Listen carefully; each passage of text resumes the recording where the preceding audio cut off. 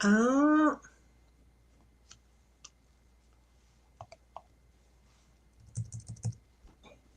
I'm having some audio issues. You're muted. There you go. Okay, let's All try this right. again. Uh, Hi, I'm Trisha Reeks, and I am the publisher at Meerkat Press, and we're here with Kathe Koja, author of so many wonderful novels. The one we're going to be talking about tonight is Skin. We are so excited and honored to be reissuing her classic of queer body horror and Skin, and this time with an intro from Eric LaRocca, which just feels so full circle to me. um, I'm going to ask a couple of you guys. Can everyone hear us on the live stream? If so, please just add a little chat comment so that we know that we are actually working. It doesn't have to be like a big chat comment. Just say Yeah. hi. Just say hi so we know that people can actually hear us Right. and that you've seen my specially constructed background that looked a lot better before my kittens got at it. And it that didn't survive, but it looked pretty good for a while, so I put it I up thought it, anyway. yeah, it's great. I put it up Well, anyway. we're excited to be with you guys tonight, and just a little bit of admin. We will be giving away 2 gift cards during the course of this session, and the way that you enter is by at least doing one chat post to let us know that you're here. Otherwise, we won't know you're here. So I'm just keeping track of the names, and then we will give away 2 $25 gift cards to the Meerkat Press online store. So with that, we had a few things in store for you guys. One is we're going to do a short reading. Kathe is. And then we're going to have a little bit of conversation and then Q&A. And so when we get to the Q&A, we have a few questions that folks gave us early. And then we would like to open the floor for you guys as well. And then that's mainly what we have planned tonight. We might tease a couple of novels coming from Miss Koja.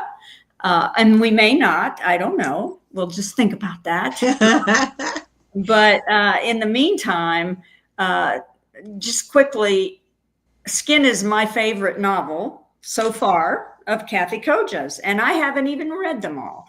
But I am such I guess, a romantic, and whether it is a love story that ends happily or a love story that doesn't, I was just totally drawn in by the story of Tess and BB.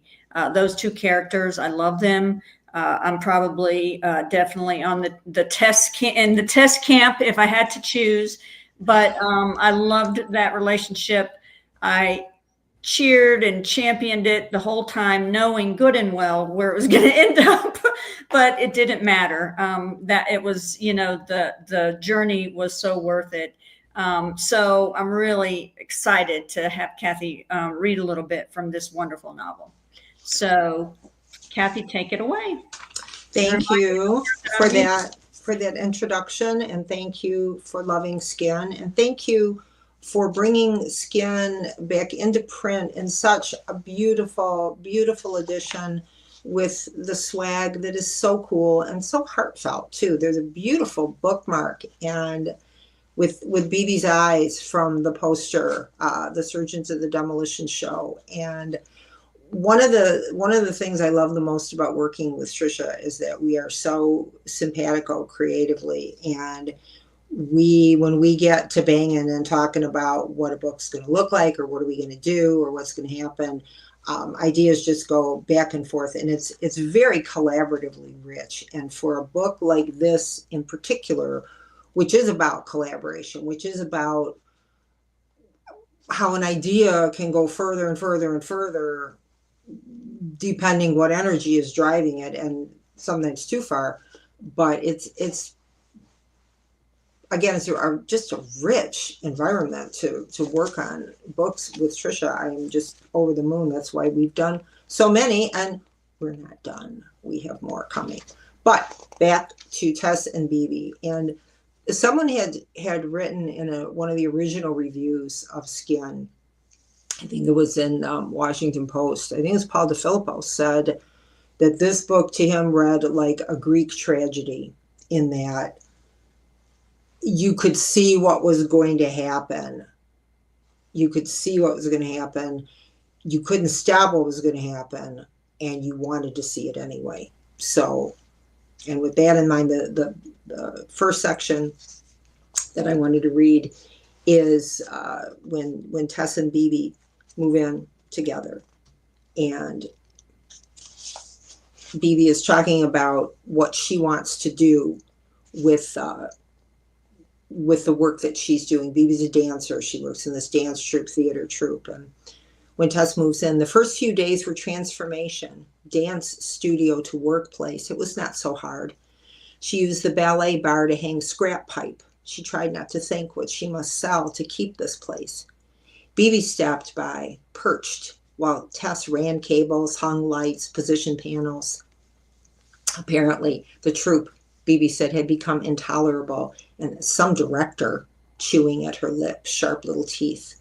He's just a drug addict. He's hardly even there anymore, and when he is, he's so fucked up he can barely watch the show. We had a big fight about it again. Silence. I want to break away. It's time. And I'm taking those guys with me. Nail gun in hand, sunlight in long rows across the concrete. Who? Ray and Sandrine and Paul and you. What? Gracelessly loud, pivoting gun in hand to stare at Bibi, saying it again. What? I want you to come with us. Crossing to the work table, one hand in a stop sign gesture. Wait, I know what you're going to say. But see, it doesn't matter if you're not a dancer. I don't want to just dance anymore. It's a dead end. It's empty. Her fist open to show nothing but the retreat of clenched blood. I'm sick of being empty. Tess, I want to do my own work. And I want us to work together as partners. Confused, gazing down like a child abashed, the nail gun hanging from her hand. On some dry level, unsurprised, there was build-up aplenty, and the offer made sense. Bibi's drive was surely her own, ambition expressed through another medium, like blood through a sister vein, but Tess had never worked with anyone else, distrusting collaboration, suspicious of the inherent sublimation. In theory, two wills worked into symbiosis, creating a third independent. But what if both wills were very strong? Gray marble eyes staring at her, a muscle jittering slow in tempo in the length of that long thigh. Bibi, waiting for an answer. Tess knew she would not ask more than once. Two strong wills. The sensation of motion, Bibi the juggernaut, the colliding body, and steel. What collision might that make? And okay, she said, and Bibi's widest smile, bright feral teeth and hugging Tess one arm. I knew it. I saw your face. I saw you the way you were in the bar. You had the idea already, didn't you? So you figure a partnership begun so well should surely flourish, we would hope. And next we see Tess and Bibi working together on a show that is not a show, that is not happening yet. Obscenely hot. Cloudy plastic sheeting like dried sweat on the windows. It had once been a kind of foreman's shack, empty now. Only Tess there, with a bicycle bottle filled with warm tap water, her hair so wet it was dripping.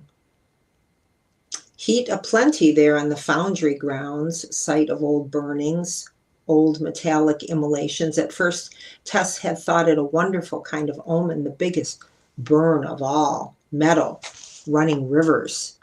Pleased and impressed that Michael had secured the site without any sort of release or liability statement. Michael was good at things like that. Liaison work, both sides of the street. She was even able to get into the foundry itself, do a little scrounging. Nothing that would ever be missed. No one was ever coming back here. Cathedral Industrial, and all around her, the abandoned furnaces, cranes and ladles, heavy ghosts of hot metal. Were there still gods in those machines? Dust and rust and reverence. It would take an act of will to go back into the warehouse, the workspace, to be among the bickering again. Perhaps they had left already. Bibi and Michael gone back to work, back without her. Good. Their last talk was so brief yesterday at rehearsal, and Bibi strangely stilted. Bibi barely there, and it's hard, she said, all of it's hard. I see stuff in my head how I want it to be, but glancing back over her shoulder, back at the big room, and Tess urging, try to get done early. But shaking her head again, time's wasting. Can you believe there's still no costumes at half-ass Sandrine? Restless with some combination of excitement and nervous rage. And waking to hot morning, the two of them ostensibly off to check the site, and Michael literally between them, unsmiling, gentle. The show? What show? Her own irritable question unasked. They were no closer to a show than they had been 2 weeks ago, 2 months. Was to begin with a pair of small explosions, the skitter of scattershot plastics, beads like BBs, like a BB gun, not BB. Beads like BBs, and the dancers emerging one by one from a fat cocoon of heavy netting to crawl and continue crawling, around an altar where Priestess Bibi, masked in black as a horned beetle, would cut various designs into their disinfected skin.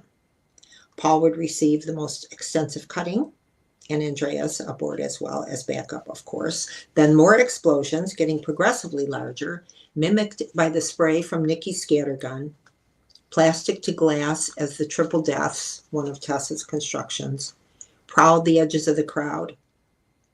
One last large explosion would coincide with an orchestrated crash into the triple deaths, who would then seize and toss her, still thrashing, into an empty dumpster as the dancers returned in bloody triumph to their cocoon, as Bibi mimed suicide atop the altar, and the triple deaths faked one final headlong rush into the crowd, who were to be sequestered behind crash barriers, one of Michael's tasks. And would the barriers be strong enough? Was he sure? And don't worry, his faint, sweaty smile. Everyone was always telling her not to worry. Why was that? And speaking now as a producer of events, everything that is happening there is incredibly dangerous. So, wow, could you not do any of those things in the United States right now? Actually, one of the things I learned from doing my own shows is that there are 3 things that are extremely problematic. Fire is one. Nudity is another, because nudity scares up OSHA regulations. So you have to worry about that in the States. And liquor. So those are all 3 things. And they're all over this. So it would be really difficult to put on some of these shows. One of my great inspirations for the work that Tess was creating was Mark Pauline's Survival Research Laboratories, who made shows in San Francisco and around the world. They were extremely dangerous shows to be at or to be. He was injured himself in the making. He blew some of his fingers off. Very dangerous shows. So when you add this in with the cutting and the body modification and what have you, these would be very hard to actually stage.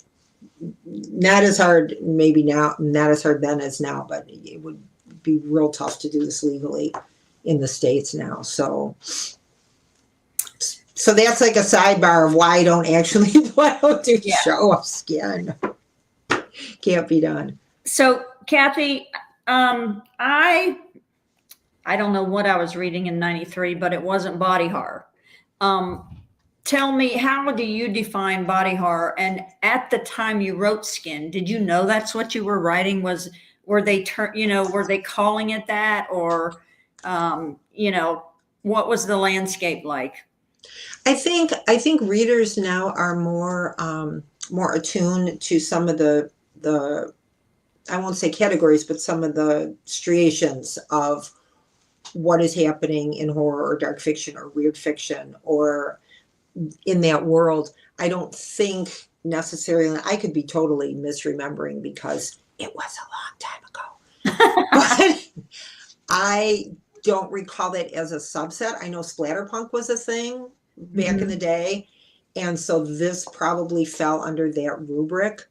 But I think a lot of the thought and emphasis on the body now is in a lot of ways more interesting than things that were happening then, because it's a lot more conscious, and it's conscious of, a lot of people have brought up David Cronenberg to me, vis-a-vis this book. And he has always been very, very witty and very focused in the way that he used the body as a site for bad things happening. But I think there's an emotional charge now that you didn't see then. And, people feel free to correct me in the chat, but that's the difference that I can see now. And no, I had no idea what any of this, and I never have. As you know, Trisha, you and I have worked on projects where I'm like, I don't know, let's just do it and see what it turns into. But I think being aware of the body is more prevalent now than it was then, to the benefit of the fiction, for sure. Yeah. I mean, and that's the thing. I don't know where I started realizing it was a thing, but it wasn't back in 1993. So when I started seeing some of the newer authors, and especially after reading Eric's introduction, you know what I mean? I wondered, I'm like, so where did it all get to the point where I would be aware of it, and I right at that point then. And there were even people who I remember, there were various, not even necessarily reviewers, but even people in the not horror reading community who were like, who wants to read about something like that? Like, piercing is for weirdos. And to be honest too, I had done some research outreach to some folks in the piercing queer community who were super protective at that time of their privacy, and were not really down with talking about it because they didn't feel they would be respected, and they didn't feel that their process would be respected. And so I was not able to make some things happen that I wanted to happen. But I totally understand, because at the time, piercing was a little more fringe than it is now. I mean, now people, everybody, my kittens want to get piercings. I won't let them. But it's so super mainstream now, where it was not then. Yeah. And that is a big difference. Great. And just to read Steven's comment, he says, when your early books came out, Cypher, Bad Brain, Skin, I had never encountered anything even remotely like them in prose, though Cronenberg was already a reference. And I've heard that and read that so many times with so many people. And it's not even how I was introduced to your work. And so when I read, the Cypher and Skin, I was already so accustomed from editing, a collection. And how much trouble I had at first. And it took me a little while to get into that rhythm. And then when I did, I read the next manuscript that I had to edit, and I'm like, oh, these commas, it's just like, every sentence ends. It's exhausting. You just want to walk. No, my great example, I can't reach it here without falling out of this chair, but my great example is Russell Hoban's Ridley Walker, which when you start reading it, that first page, you can't, there's nothing to grab onto, and you're like, wait, what are you talking about? And then it clicks. Yeah. And then you get it. And in this edition that I have, he has an afterword where he talks about, he calls that voice Ridley speak, and then shows some of his earlier drafts where it was, he said, I couldn't get anywhere because I was trying to write it in like standard English, and Right. it was like dum da dum da dum da. I was like, and then when I got to the Ridley speak, it just went, and that was the voice. But yeah, I can't read stuff with a lot of periods. Yeah. It makes me tired. A couple more comments. I'm going to read them to you. Cronenberg, this is from AD. Cronenberg's Crimes of the Future at times feel like we have Skin at Home, the movie. 100%. I said that when I saw it. I'm like, oh, wow, we're on the same page for real.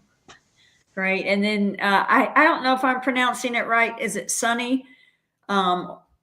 Skin was 10 years ahead of Body Mods becoming Scene. And so that's me. It's like in 93, I just wasn't there. Yeah, no. And I was a single parent at that point, and I was raising my daughter. But even still, even if you weren't, there was a lot. And we forget too, we did not have the communication that we have now. You could not share things. I mean, that going through, when we were just going through the line edits or the galley for this, seeing things like these are in giveaway papers and these are, and I kept thinking, and I thought of this with Nakota and the cipher as well. Jesus, I can't imagine what either one of these people would have done with the internet. Wow. They're probably better off that it was not part of it. But yeah, the speed of communication meant scenes moved a lot slower than they do now. Yeah. So I can't not talk about your work as an immersive performance director.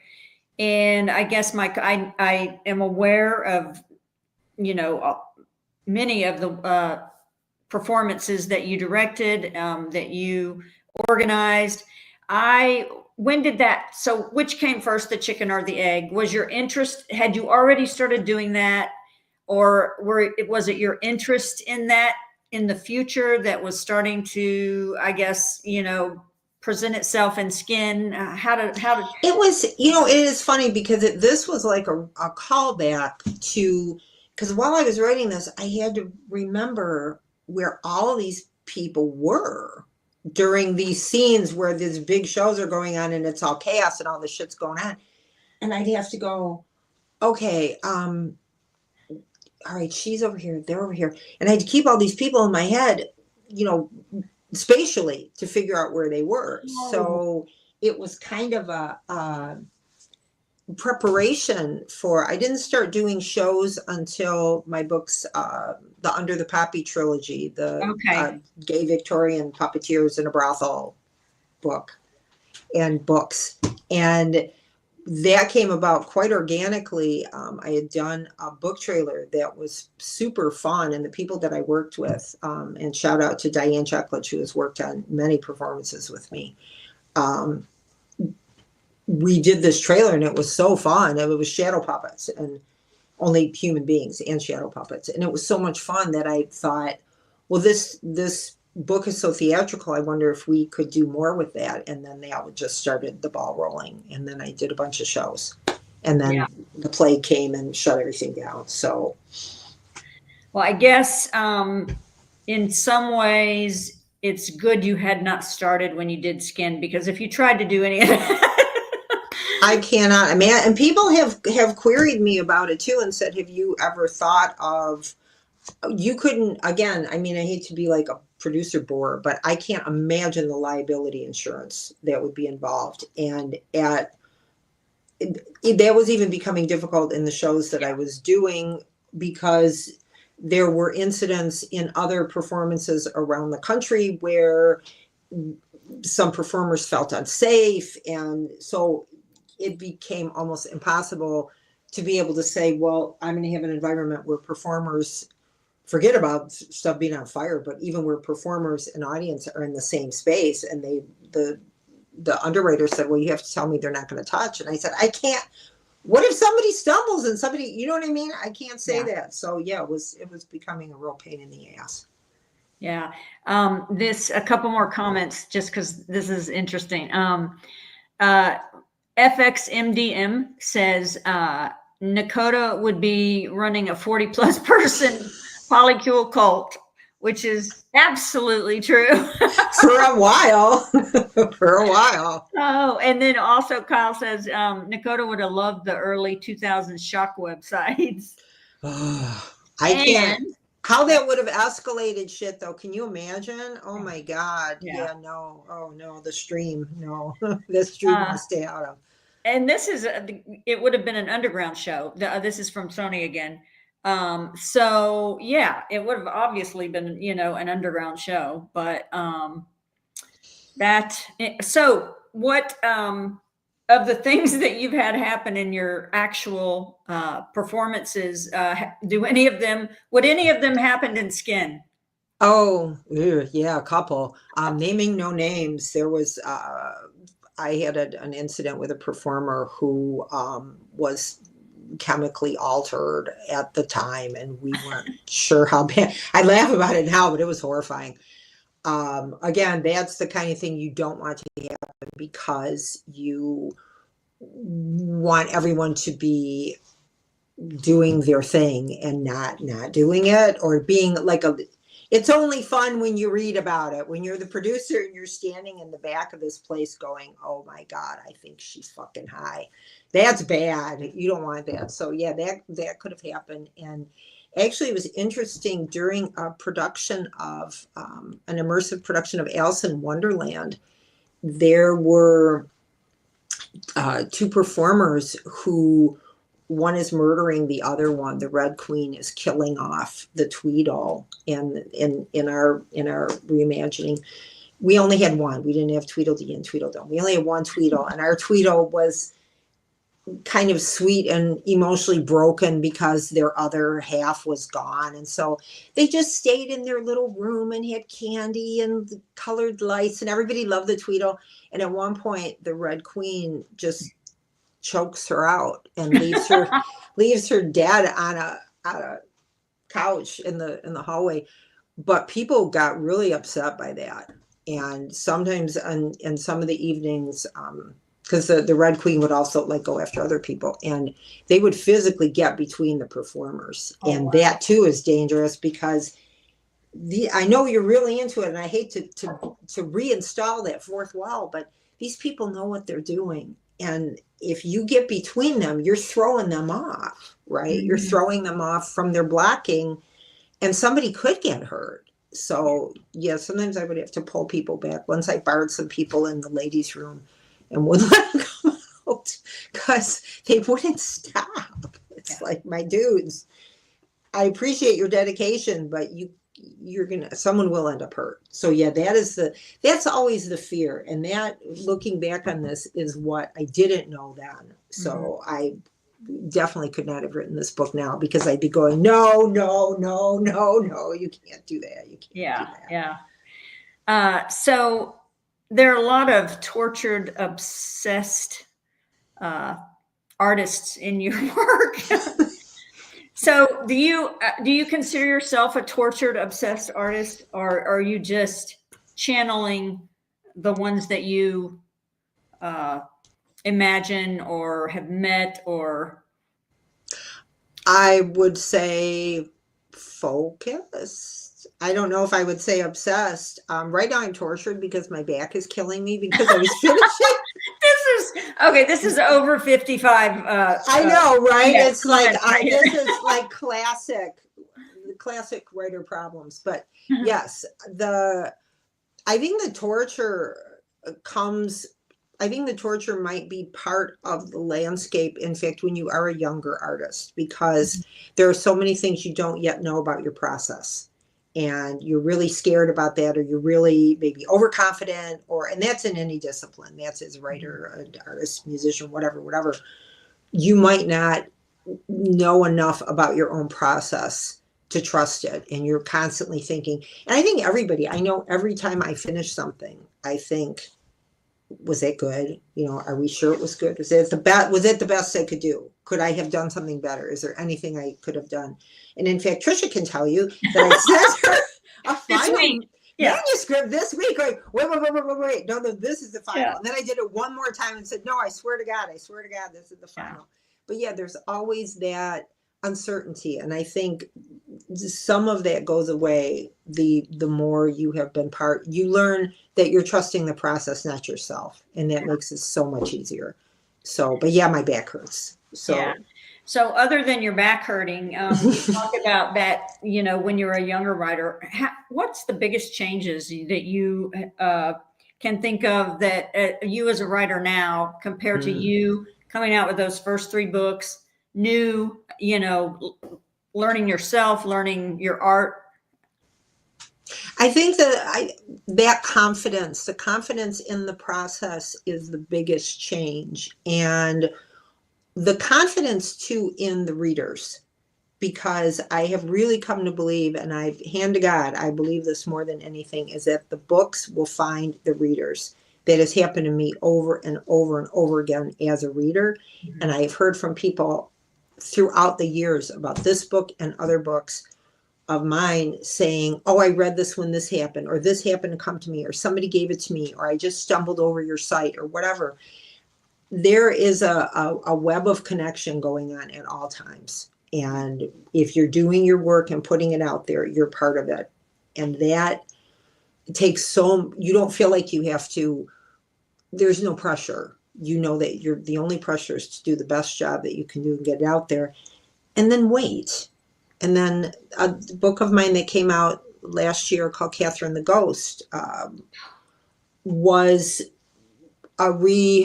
not a retelling, but a companion piece to Wuthering Heights, which is still my favorite novel on earth. And when Emily Bronte wrote Wuthering Heights, it was DOA, and people were mean, and they wrote mean reviews of it, and it was so unchristian and awful and whatever. And that book has been around ever since. That book will always be around. That book has spawned movies and music and other books, and that book is alive, and it has continued to find its readers. So that is my favorite example, because that book's going to be around as long as anybody can read English. People are going to be reading Wuthering Heights, and that's what you trust. Yeah. I love this. Says, I remember you'd said this to me when I talked to you about the cipher, when I mentioned to you I'd gotten a tattoo dedicated to it. That's from Kyle Davis. I love that. And let's see, who had this crazy idea of just a thought. We're going to put it out there, and then we're going to hide. Live stream the fun hole. Whoa, yeah. Oh my, can you imagine though? I mean, that is the kind of thing where people would be seeing things, but wow, absolutely, right? Wow. Yes, yeah, no, yes. I don't. And actually, some people have asked me about a sequel, to the cipher, and there should be a sequel, and I can't imagine how that would work. I really can't. The only companion piece to that would be the same book over in Dakota's voice. And no, because there is no way to go. You just can't do that. I can't do it. Yeah. So maybe somebody can do it, but it won't be me.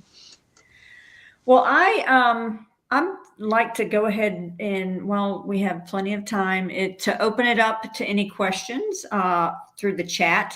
I'm going to start by the 2 that I have from other folks who sent them in. And if you guys have any questions, just put them into the chat, and then I will get to that one next. Those next. So I'm going to start with, hold on, let me pull this up. Okay, this is a question from Mike Thorne and Miriam Richet of Craftwork Podcast. It says, Miriam and I recently discussed your new novel, Kathe the Ghost, with you on the Craftwork Podcast. At the beginning of our conversation, you joked that you had no creative tips and tricks to offer. We expanded on that to discuss the innate subjectivity and specificity of creative process, among many other topics. Our question is, has your process changed markedly from the writing of Skin to the writing of Kathe the Ghost 30-ish years later? If so, how so? Side note, everybody should buy and read Skin and Kathe the Ghost immediately. Yeah, Mike and Miriam, if you write or if you read or if you read and write, their Craftwork podcast is they get some amazing guests and they really deep dive on things. And yeah, I love to listen to it, and I was really honored to be part of it. Yeah, that the process itself.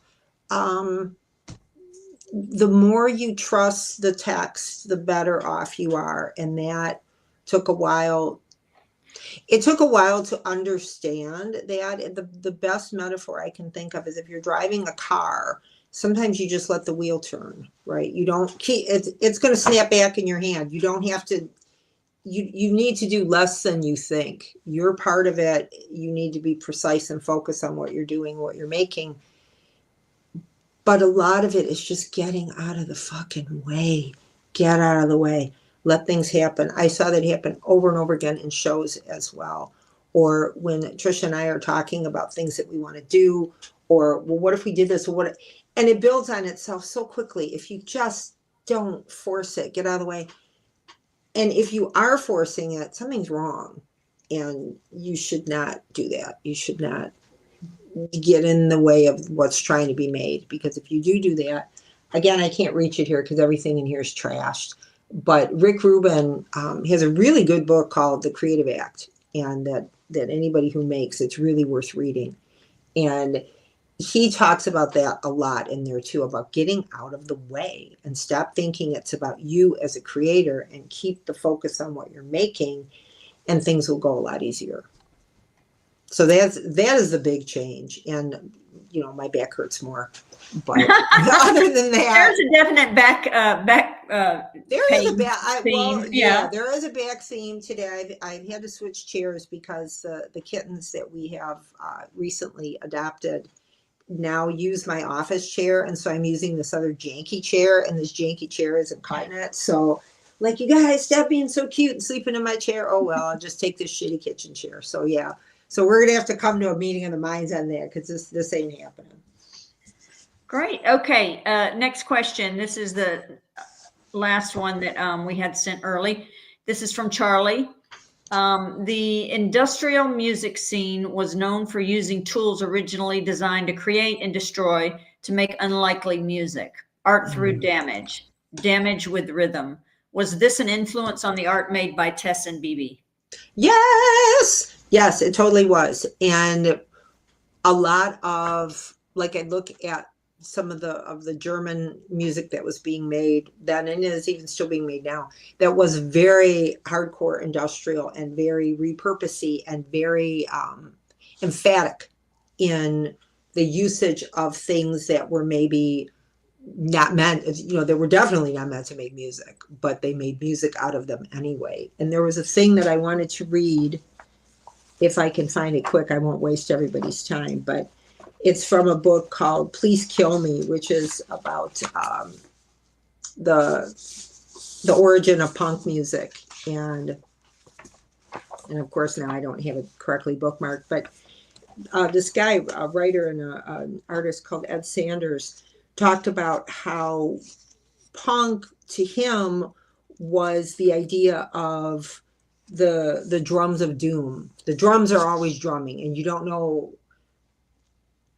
It was even past kind of nihilism. It was like thinking, okay, maybe the world is really ending, because in the late 70s and early 80s, things were not good. They weren't as bad as they are now, but in fact, a lot of the things that we are seeing now they had their origin there.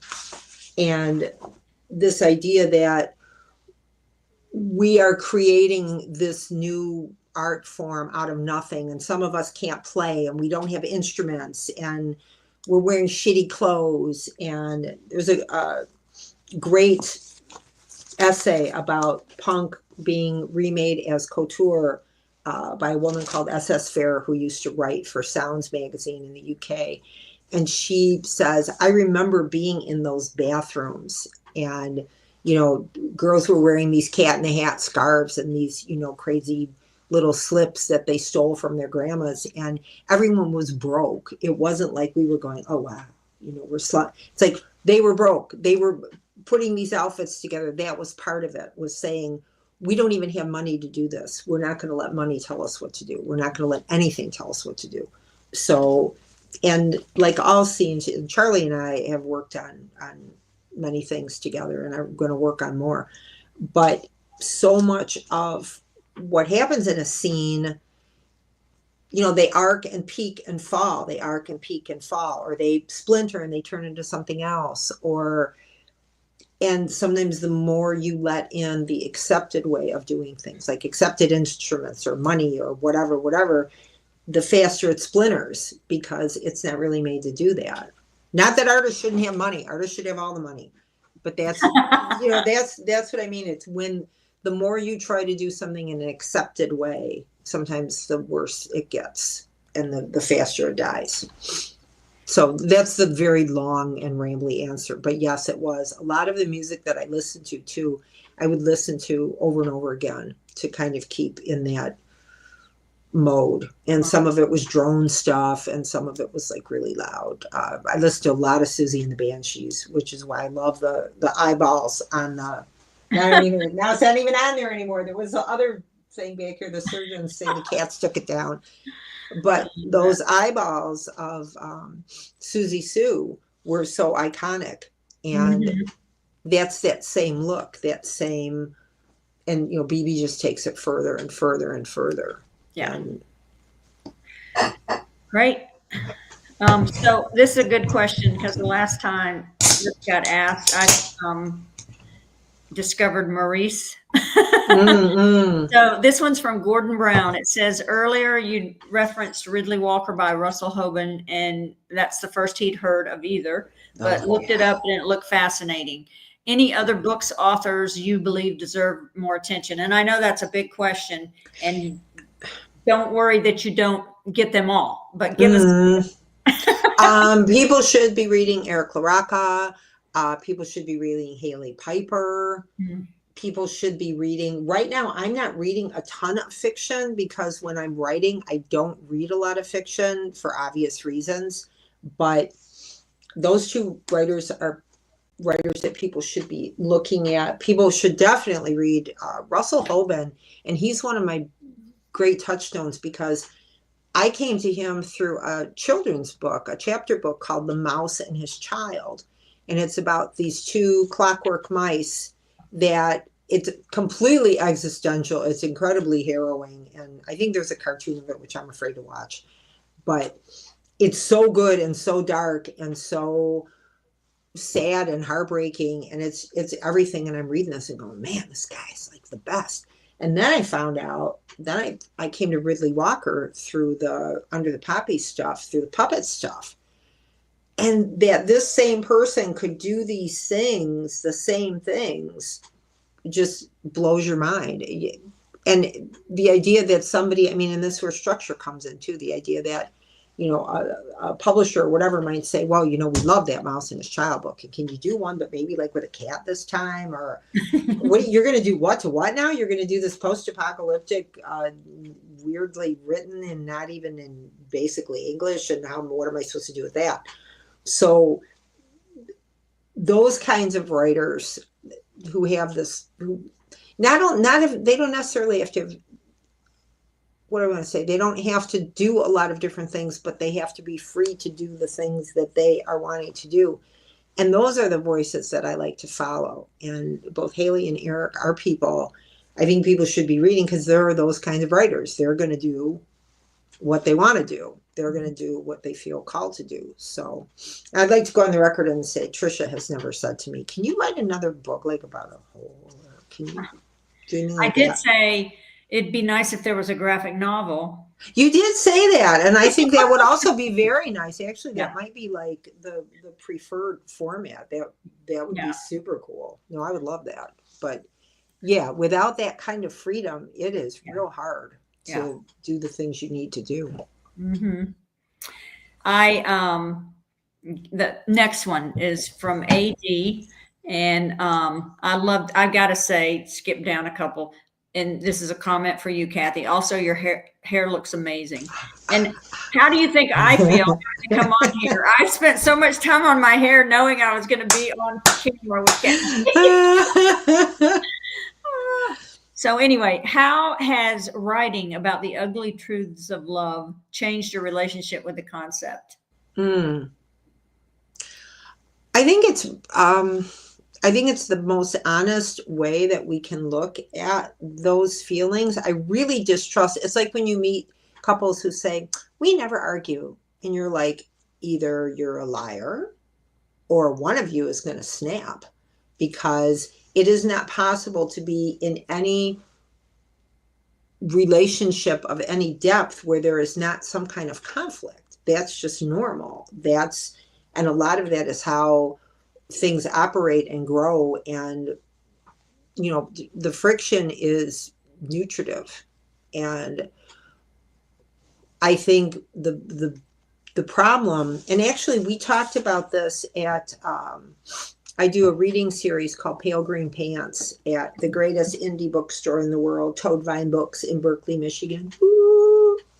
And we contrasted Skin with Dark Factory and said, here are two queer couples who are both intensely creative and intensely involved in making something. And one of them founders and falls apart, and one of them grows stronger. And why is that?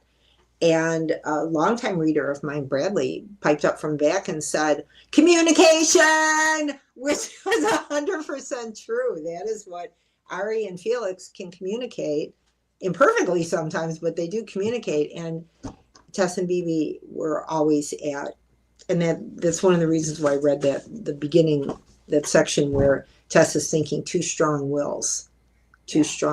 What, who casts a tiebreaker when push comes to shove, and push came to shove. And there was no, their communication, their ability to reach that other space. No. So yeah, that's what that teaches. That is the ugly truth of love, right? Is that you have to find the way to make that third space where, you can both go, or you can all go, or whoever's involved can come and say, okay, here are the needs, and here's what I need, or what we have to do, or what I want to do, or whatever. Because otherwise, having that kind of powerhouse feeling, it can be very dangerous to the couple, the group, the whoever. It's handled with care. Okay, next one. Do you feel you put yourself in your work? And if so, do you relate more to your POV characters, your point of view characters, or their antagonists? That's a really good question. I have to like them all. I can't write about anybody if I don't like them or have some kind of feeling for them, because then I think like is too strong. Understand them to understand. I was going to say. Like a bit much. There are some characters now in the Dark Factory universe that I do not like at all. But I do understand them, and they have serious problems. And I don't know that anybody can solve their problems. I certainly can. But I don't think of, there are characters I like better than others, that's for sure. I like Ari a lot. I loved Istvan in the Under the Poppy books. I'm trying to think of who did I like in Cypher. But actually, I think Nakota gets kind of a bad rap for many reasons. But she was honest, at least. She is not trying to run a game on you. As awful as she could be, she was certainly giving her truth. But I don't identify with them in the sense of this one is like me, or this is the one. But there are ones that I vibe with much better. I would vibe more with Ari than with Max. That's for sure. And Gordon Brown just did #Justice for Nakota. I know, right? Right. I do feel she does get a bad rap because she really wanted one thing and was very upfront about it. And, you know, as wishy-washy as Nicholas is and could be, she was always true. She was true to what she wanted. So for better or worse, girl was on it. I like it. Okay, and it looks like we've got 4 more questions. They're all great ones. And then everybody, if there's anybody on here who has not put their name on here, at least say hi, because then I'm going to do the giveaways after these questions. And if I don't know you're there, you're not going to be included. So next one, what piece of media that is not your own would you say best describes your views on love? And this is also Oh.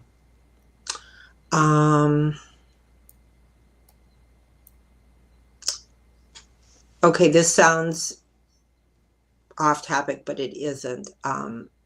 Bach is my favorite composer, and Bach has a piece called the Chaconne from a partita that I can only listen to maybe once every couple years because I find it so overwhelming. That is the piece of media that to me is all of life. Everything is in that. Everything is there. And I can't listen to it casually. Once I'm listening to it, I have to listen to the whole thing. And I don't listen to it casually. I only listen to it once in a while. But everything's in there. There is nothing that isn't. And it's a solo piece too, for a solo violin. And you think, how is all of that in this? And then another person is required, right, to make it come alive. Another person, you can write this piece of music. I mean, it's like, if nobody reads this, if Trisha doesn't publish it and nobody reads it, it's not going to do anything. So until someone can come with a violin and play that piece, and yeah, that's it for me. That I've never heard human expression get any better than that. Okay. That's a great question. That is. Okay, and I've added Dagger Jane to our queue for the giveaway. Okay, the next one is from FXMDM. I imagine it would rival the number of stars in the skies, but how many devastating showmance implosions have you seen up close and personal? Because BB, Tess, and Michael felt way too real. Oh yeah, no. And that is also a great question because there is that heightened, there is like this meshing of personalities and energies. And I've seen this happen over and over at rehearsal too, where, and my own process in making shows was not to be, we have a script and we have an idea of where we're going, but you always want to leave room for people to be able to do something in the moment. And if we find a new way, we'll go that way. And that kind of energy is also present, you know, off stage or backstage. And things can be very good because you're in this heightened emotional space together. You're really creating this whole world together. But things can also be bad.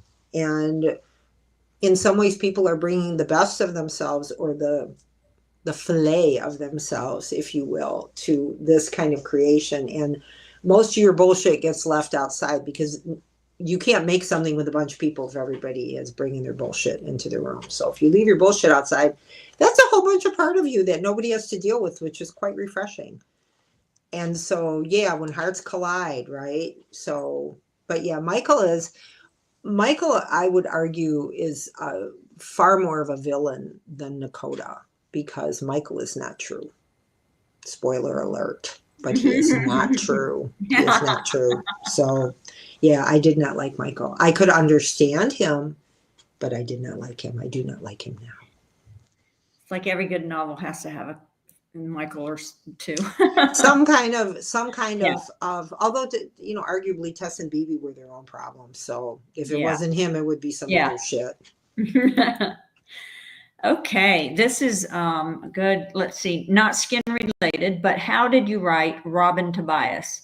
His representation of schizophrenia was accurate and respectful. I bought some of the books that were mentioned throughout the novel. And back when that book was written, information, especially mental health related, wasn't easy to obtain.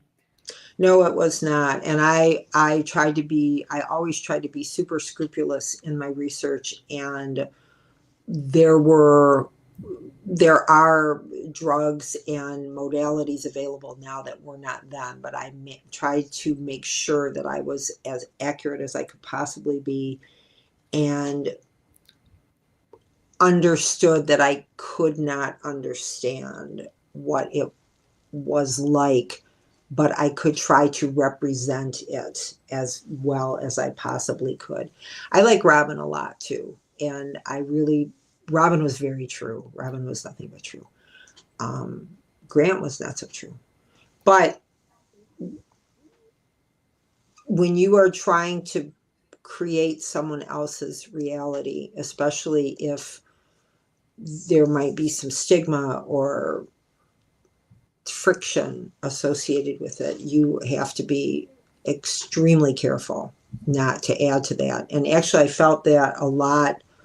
I felt the responsibility even more in the YA books that I did. I have written 7 YA novels, and the last thing you want to do is lie to a kid. That's evil. So the way that I spoke and presented ideas and characters and situations in the YA books, I tried to be 100% truthful. And I had a great school visit once with some 6th graders who were talking about a book of mine called Stray Dog that has a problematic ending for a shelter animal. And half the kids in the bleachers were saying, why did you write it like that? Why did you say that? Why didn't you make it the way that it should be? And I said, well, I don't know. Why didn't I? And then the other half of the kids were like, no, you have to show it how it really is, because if we don't know how it really is, how could we ever change it and make it better?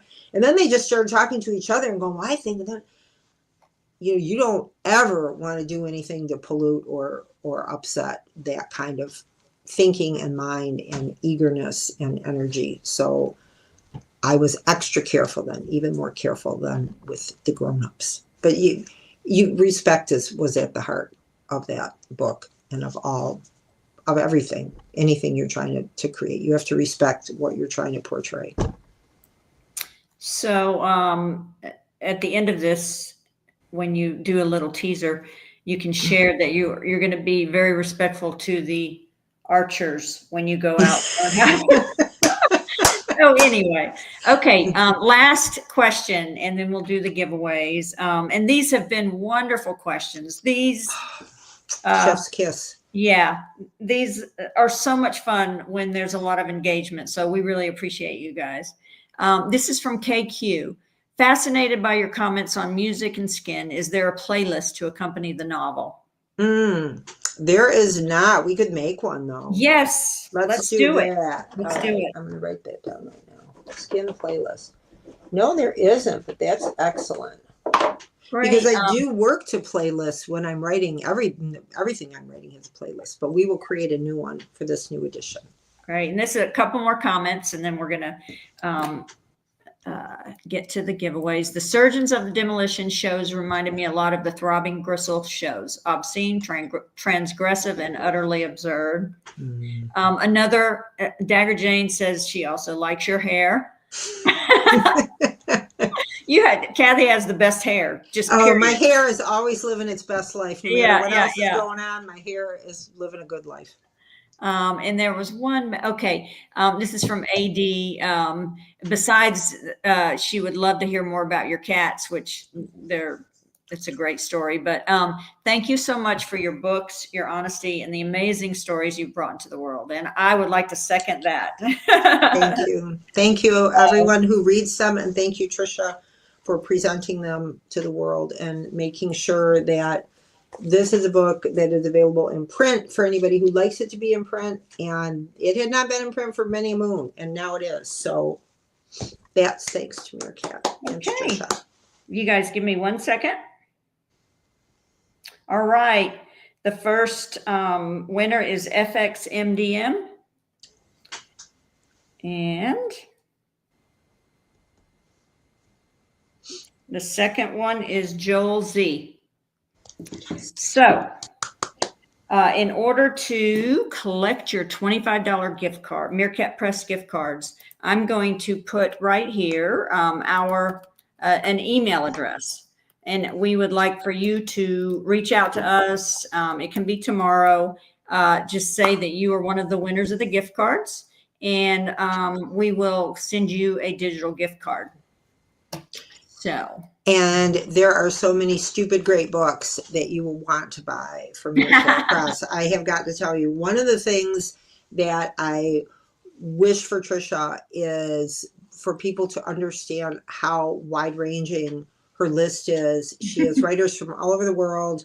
She has writers whose work you will not find anywhere else. And there is a reason I publish so much with Meerkat, because what Meerkat is doing is what publishing is really all about. So you run off and you make sure you buy somebody whose work you have not heard of before, and you can thank me later, because you will thank me.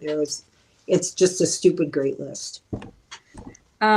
Real quick, thank you again, everyone, for coming. I'm going to ask Kathe to share a little bit about 2 upcoming books, one in December and the next about a year from there.